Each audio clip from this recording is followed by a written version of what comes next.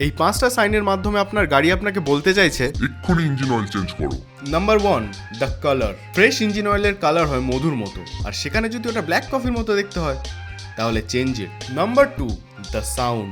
Oil ইঞ্জিনে metal পার্টসকে lubricate করে। যদি আপনি টিকটিক বা অন্য কোনো আওয়াজ শুনতে পান गिरीशটা শুনে কা গানা তাহলে সেটা মেটালের রাবিং এর sound, not good. Number 3, the dashboard. ওই ছোট্ট অয়েলের সিম্বলটা কোনো সাজেশন না, কারণ আপনার গাড়ি ইঞ্জিন অয়েল চেঞ্জ করার জন্য বলছে। Number 4, the smoke. যদি আপনার গাড়ি খুব বেশি স্মোকিং করে তাহলে বুঝবেন it's serious. Number 5, the smell. যদি ক্যাবিনের মধ্যে কোনো পোড়া তেলের গন্ধ পান তাহলে সময় অনেক আগেই হয়ে গেছে ইঞ্জিন অয়েল চেঞ্জ করার। আর মনে রাখবেন, অয়েল তো চিপ কিন্তু ইঞ্জিন অনেক এক্সপেন্সিভ।